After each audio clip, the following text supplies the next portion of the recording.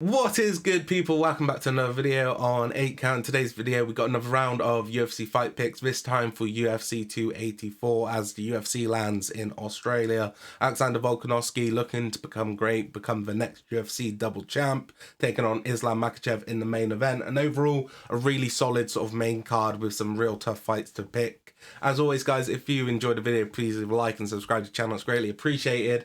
And let's get into things. So far in the year, we're 8-14, so just over 50%. I'm not expecting a huge jump in percentages from this card because this is a super hard fight card to pick. A lot of the odds seem kind of one-sided, but I think a lot of the matchups are really close and could go either way. So we're going to kick things off with the main event, Alexander Volkanovski taking on Islam Makhachev. And I think one of the most sort of interesting things is when you look at their sort of history, especially in the UFC, it's hard to look at either guy's sort of resume and picture any of the fighters they fought being anything like the guy they're facing in this upcoming fight.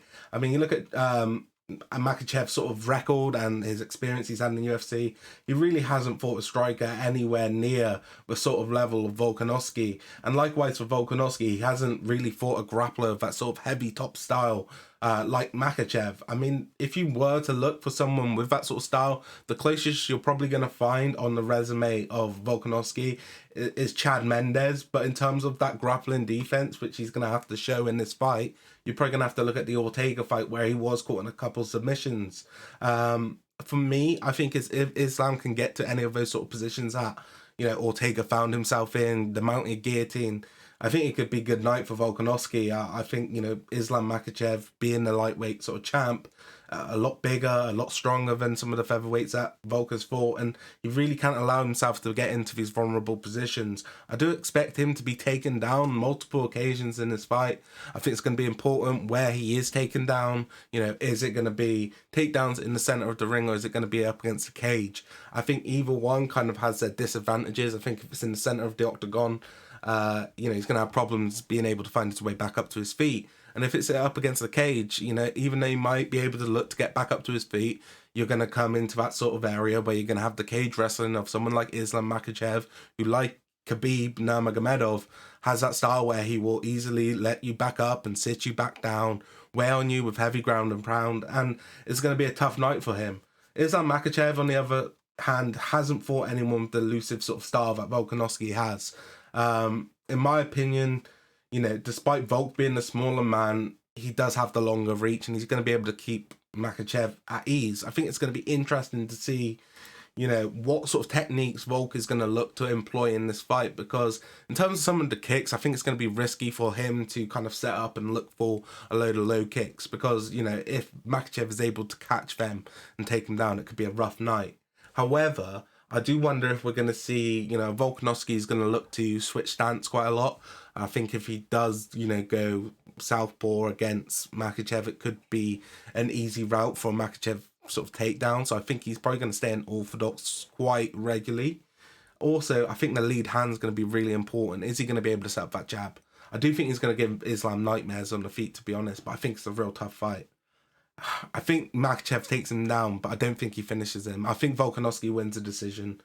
I just think on the feet, it's hard for me to picture Islam having barely any success. He's going to have to be aggressive, and is he going to get caught? I think he is quite regularly. I'm going to go with Alexander Volkanovski win. I think he becomes UFC double champ.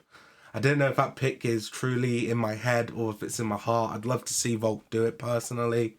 I love watching him fight. I think his style's amazing. So, maybe it is a bit of a personal pick rather than with my head. This fight is close, though. I think it's a lot closer than people think, and I can't wait to see this one go down on Saturday night. We'll go to the co-main event now. Yair Rodriguez taking on Joshua Emmett, which is seemingly close on the odds. Emmett a slight underdog, Yair Rodriguez a slight favourite, but in terms of this matchup, I think it's interesting. I think Emmett has probably been the more sort of consistent guy in terms of fights in the UFC. Been fighting a lot more kind of, I guess you could say, back-to-back fights and stuff like that. In terms of his resume, he's really started to put it together as of late, picking up some massive wins.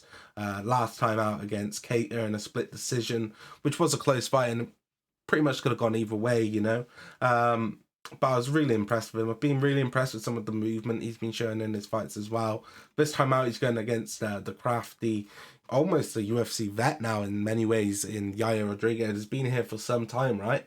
You know, he's always got that ability to knock you out of nothing, like we saw in the Korean zombie fight. But what we also saw, you know, even looking back further, back to 2017, was the fight against Frankie Edgar, where he was absolutely pummeled into the mat with some really high intensity ground and pound by Frankie, and I think it was stopped in between rounds, right? But yeah, since then he hasn't really fought a wrestler with the capabilities that Emmett has, for sure. But he has been able to be a bit more consistent in terms of getting the best out of his skill set. For me, I think we've seen a much improved sort of Rodriguez, especially in the Holloway fight. I don't think a lot of people expected that fight to be as close as it was going in. But I think he showed that he's improved a lot. And last time out, you know, against Ortega, it wasn't the way he wanted to get the victory. But in terms of how the fight was going, I thought it was going quite well for him. For this fight, though, I think Josh Emmett is a fucking nightmare at the moment. I think the way he's been able to put his skills together and the way he's been able to grind out results is a problem. And I think he's going to get the victory actually against Yair Rodriguez. I think Rodriguez is, you know, if he puts it all together on that night, he could be world champion. He's that good. But what I think you have in Emmett is someone with a more well-rounded sort of skill set. I think on the feet, you know, Rodriguez is going to have to be careful of the power of Josh Emmett. But I think that's going to open up the takedown for Emmett. I think he's going to have to be careful, though. Obviously, Yair Rodriguez has a lot of threatening techniques against people who look to take him down. You know, the jump knees, the the front kick, the elbows, the knees, everything. But I think Emmett's going to get it done. I think we could even see Emmett get a possible sort of finish like the Frankie Edgar fight. But I think he's going to win this one over 3 rounds in a decision victory. So I'm going to go with Emmett. Jack Della Maddalena versus Randy Brown. I fucking hate this matchup. I think, you know, Jack has been absolutely phenomenal since he's entered the UFC, and he's been very, very impressive. 3 finishes. But what he hasn't faced is someone like Randy Brown, who does, you know, have some phenomenal victories on his record. The Chaos Williams fight and the Trinaldo fight, the most recent ones. But, you know, since the Vicente Luque fight, he's gone undefeated and he's been real classy with it. I think his sort of style is the sort of style which could give someone like Jack Della Maddalena, real nightmares. I think in terms of the range he fights at, could definitely give Jack problems. And I can just see Jack walking onto something. He does have that style where, you know, he is willing to trade with someone. And I think Randy Brown is a nightmare matchup for him. But I think if we are to see Jack, you know, progress now to the higher levels of the UFC, this is a fight he's got to win. And I think he probably does get it done on that grit and toughness alone. I think, can he lure, you know, Randy Brown, who is so technical, into a bit more of a real fight? And I think he can do that. And I'm going to go with Jack Della Maddalena. I think he's going to get the win. But it's a real close one. The odds have him as a huge favourite, and I don't think it should be that way. I think this one could really be a pick'em. Justin Tafa against Parker Porter. I mean, I've never really been that impressed with Parker Porter personally. I felt like he had a bit of a name when he came into the UFC. But, you know, he's kind of traded wins and losses. Last time out against Almeida, he got absolutely handled and, you know, it really wasn't close. I do wonder, though, you know, is Tafa the right sort of opponent for him? I don't think Tafa's really going to look to do anything too special. He's probably going to look to get an early knockout victory. And this one could go probably either way because of the styles of both guys. No one really has a big advantage in terms of skill set. Parker Porter does have the more experience, and I wouldn't be surprised to see him look for a takedown in this fight against Justin Tafa. I'm going to go for Tafa. I think the fact that he's fighting basically in his own back garden, I know it's not in New Zealand, but it's in Australia, so it's close enough. A lot of fans there for him. I do wonder if the occasion's going to get to Parker Porter. I'm going to go with Justin Tafa victory. And to finish off the main card, Jimmy Crute against Alonzo Metafield. This is a tough fight to pick. Basically, you know, virtually identical records. One more win for Alonzo Metafield.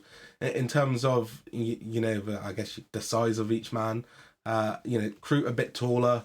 The reach is in favour of Alonzo Metafield, though. I think if you look at both guys, there's no debate that Alonso Metafield is just a supreme sort of athlete, and you know, against anyone he can get a knockout victory because of how quick he can close the distance and the sort of power in his hands.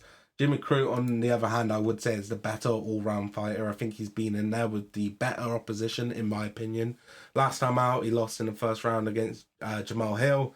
Nothing to really hold your head up against, hold your head down for.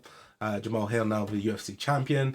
Before that, it was a doctor stoppage against Smith, where he was hit with the leg kick, you'll remember.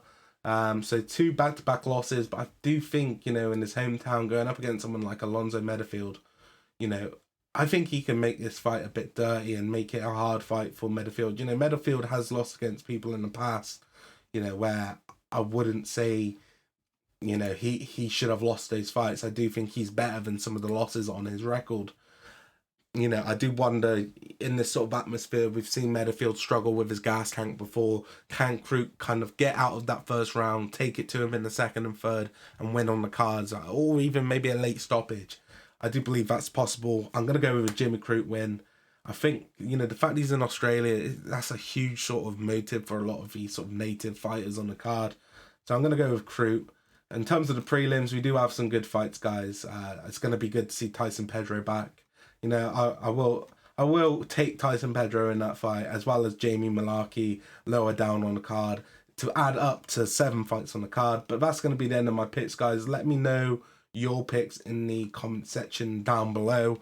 It's always great to read your sort of opinions as well as giving you mine. We will be back probably next week with a reaction to this, as well as some undisputed videos as we look to get a bit better at the game. We're going to be streaming it as well over on Twitch. Be sure to go give me a follow. Link to that will be in the description down below. Thank you for watching. Peace out. Have a great rest of your week. Enjoy the card, and I'll see you soon. Peace.